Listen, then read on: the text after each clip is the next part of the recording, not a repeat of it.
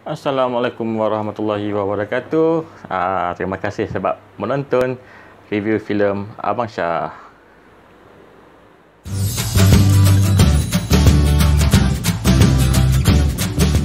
Okey, jadi baiklah. So untuk video kali ini Abang Syah nak share tentang telefilm yang pernah dimainkan di Astro Citra, tak salah Abang Syah lah. So Astro Citra bertajuk Sumpahan Orang Putih. Okey, sebelum tu kita tengok dulu poster filem Sumpahan Orang Putih versi Astro Citra. So macam mana?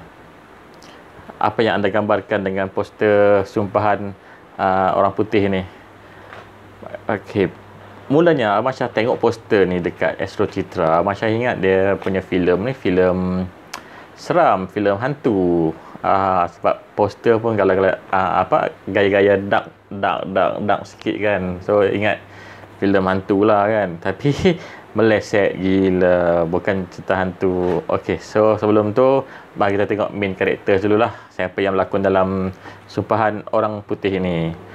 Ada pelakon utama perempuan, Sarah Ali, bawa watak Kasih. Kemudian ada pula Kordi Rani, bawa watak Ashraf. Ada Coki, Coki bawa watak Fahim. Dayang Dayang apa ni? Abang Syah tulis pun tak nampak. Dayang Arida bawa watak Aini. Kemudian ada Pak Hamdan lah, Hamdan Senario bawa watak Megat, orang yang mula-mula sekali watak yang muncul dalam cerita ni. Di samping dengan watak Benson tu lah. Abang Syah pun lupa siapa nama Tuan Benson tu kan. Okey, kemudian ada watak perempuan lain. Watak perempuan yang lain, Juliana Evans, yang muncul di hujung telefilm. Oh, bagi anda yang belum menonton, saya dah spoilkan sini nama watak yang muncul di hujung telefilm ni kan. So layan je lah video saya ni ya. Kemudian ada pula Tuan Asmawi bawa watak Zuhair. Tuan Asmawi ni bawa watak yang bagi saya agak-agak baik sikit lah kan dalam cerita ni. Kemudian ini penerbit. Apabila Tuan penerbit sendiri berlakon dalam telefilm dia. Dan ini bukan kali pertama ya, dah banyak dah telefilm yang Tuan penerbit kita Ari Zahari bawa watak Pak Ya. Okey. So, mari kita tengok sikit tentang telefilm ni. Setting dia adalah pada tahun 2021. Tapi intro dia tu dia buat hitam putih tapi tahun 1987. Jadi macam masa Abang Syah tengok mula-mula hitam putih, okey. Abang Syah rasa macam cerita ni menggambarkan zaman dululah 60-an, 70-an tu kan, sebab dah dia orang buat hitam putih kan. Kemudian bila tengok tu rasa macam okey. Sumpahan yang dah lama yang berlaku ni, itulah apa yang Abang Syah fikirkan, apa yang Abang Syah sangkakan pada mulanya. Dan tak sangka lah, meleset lah. Tahun 2021 dia punya latar tempat dia Cameron Highland di Benson Residence, ataupun dia sebut sebagai resort Benson kat sana. Okey, ceritanya macam ni mulanya. Si Sarah Ali ni dia ambil keputusan untuk berbasikal menjelajah seluruh negara lah, seorang diri. Sampai di Cameron, dia call mak dia. Kat situ lah diceritakan sedikit permulaan kepada apa yang berlaku ni. Okey, so dia pun call mak dia pujuk balik, kata janganlah bergaduh dengan bapak dia apa semua tu. Maafkanlah bapak dia semua. Dia kata dia pun macam malas-malas nak layan mak dia ni. So dia kata tak apalah, nanti dia call kemudian. Okey, so dia lalu dekat depan Benson Resort tu, dan pintu pagar Benson tu pun terbuka. So dia yang tengah mencari tempat tinggal, tempat berteduh ni daripada basikal tu, dia pun masuk ke situ. Dan masuk situ macam biasalah, berdaftar lah apa semua. Dia dah rasa pelik sebab lepas dia daftar tu nak pergi ke bilik dia, ada dengar orang menjerit dari dalam bilik kan, lelaki menjerit. Dan Abang Syah rasa itu, tak silap Abang Syah, yang Kodi Ashraf tu, Ashraf yang menjerit dalam bilik tu. Okey, di awal-awal tu kita disajikan dengan sedikit keseraman kononnya lah jeritan tu, yang pertama. Yang keduanya masa watak kasih dalam bilik, yang dia call kawan dia tu, yang pintu tak rapat, so nampak ada someone melintas. Okey, tu mula okey, macam kata okey ini cerita seram, okey bolehlah layan punya layan rupa-rupanya bukan kisah seram, so tak apalah. Abasha tak kecewa sangat, cuma ada miss, orang panggil apa, miss apa panggil tu, kesilapan ni lah. Poster yang ditunjukkan macam kita tengok tadi, poster tu rupanya apa yang poster tu tunjuk, keseraman yang dalam poster tu tunjuk tak ada dalam telefilm ni. Jadi sedikit kecewa lah. Okay. Oh, kata Abasha jatuh pula. Biasalah nak buat review ni kena menulis baru tak melalut kan. Okey.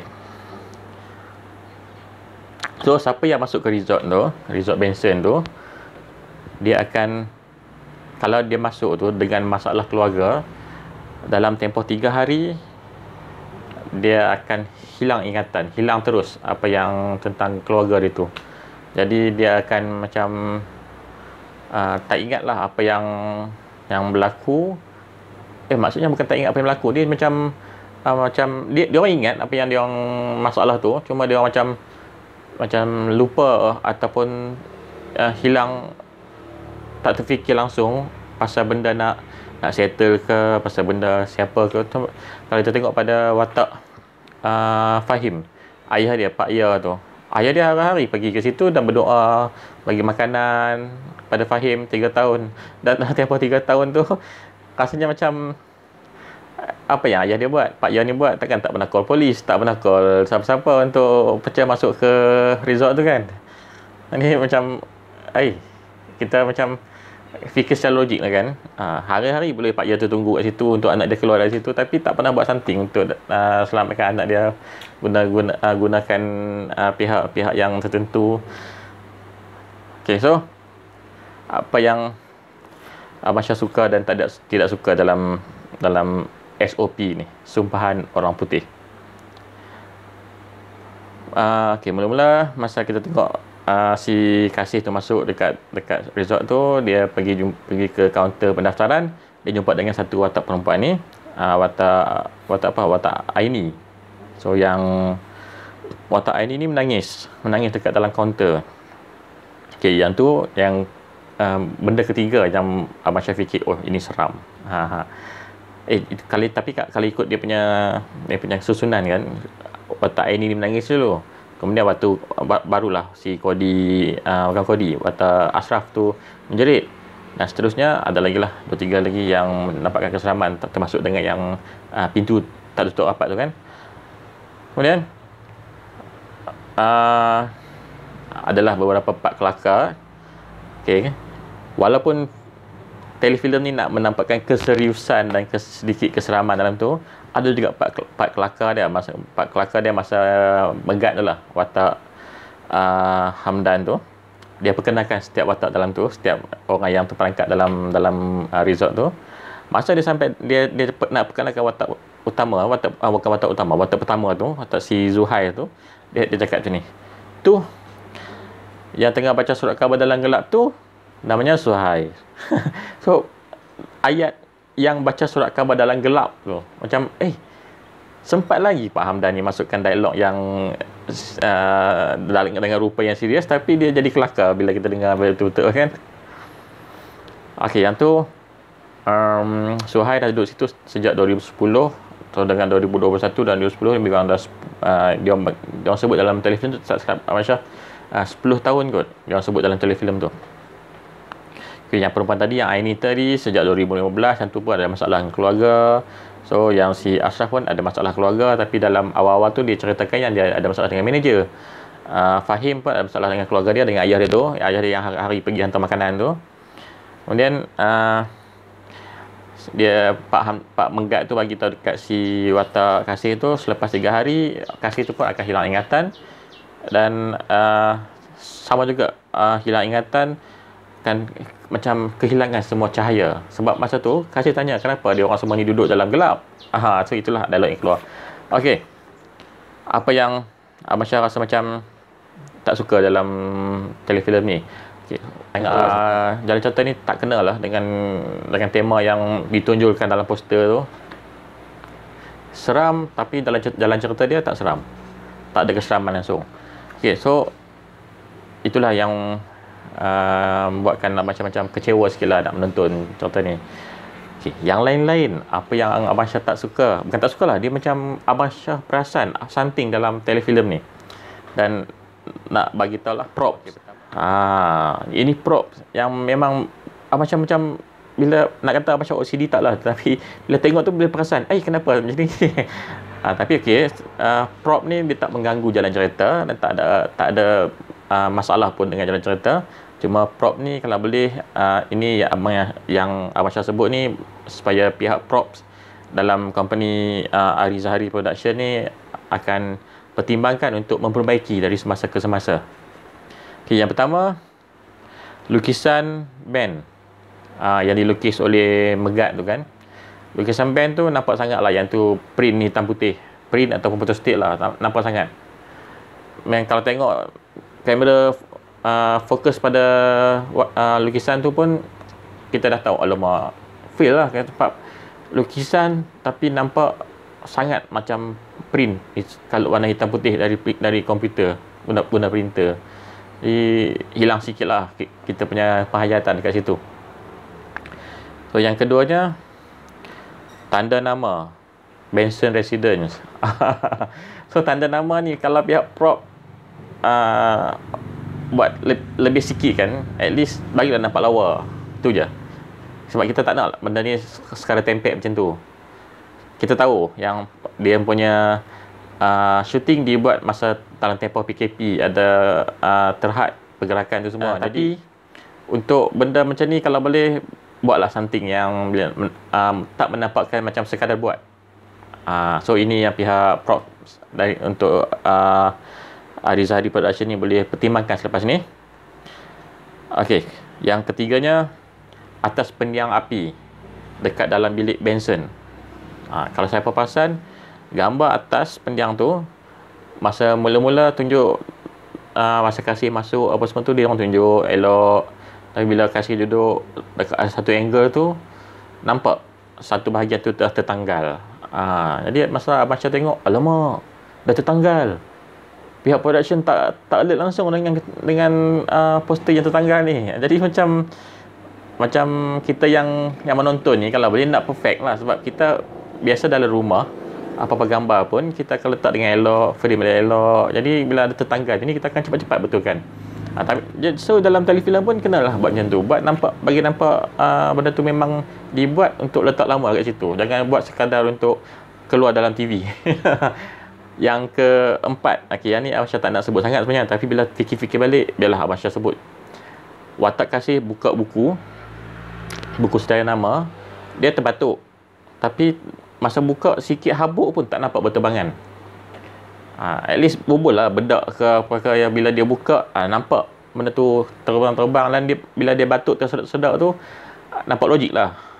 So bila habuk yang daripada buku tu tak nampak langsung, tiba-tiba dia batuk-batuk tersedak-tersedak tu macam, alamak, tak real. Dia jadi macam tu, alamak, tak real kan. Kita tak naklah muncul alamak tu lagi.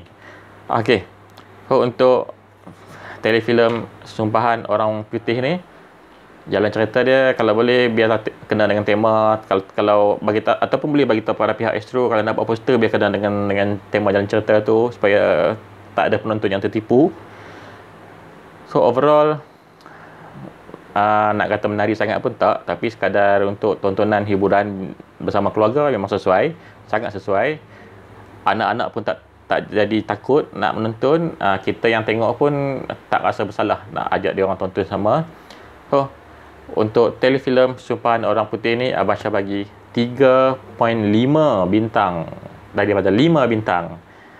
Dan dengan harapan semoga pada masa akan datang pihak Ari Zahari Production ni dan juga Next Studios ni akan menambah baik kualiti telefilm yang akan datang. Dari segi color grading apa semua tu Abang Syah dah okey, sebab yang ni untuk siaran TV. Tapi untuk penceritaan, props apa semua tu, make sure tolonglah buatkan supaya benda tu nampak real, nampak elok dan nampak bukan sekadar dibuat-buat. Maksud Abang Syah dibuat-buat untuk just buat bagi ada lah. Jangan macam tu. Kalau boleh biar perfect. At least 90% perfect pun dah cukup. Okey, terima kasih kerana menonton dan jangan lupa tinggalkan komen di bawah. Kita bincang-bincangkan dengan telefilm ini. Anda boleh tonton telefilm ini di Astro Citra bagi yang melanggan, dan bagi anda yang tidak melanggan Astro Citra, tolong jangan tengok secara illegal. Jangan tonton secara illegal di mana-mana platform pun. Supportlah telefilm dan filem Malaysia. Assalamualaikum warahmatullahi wabarakatuh.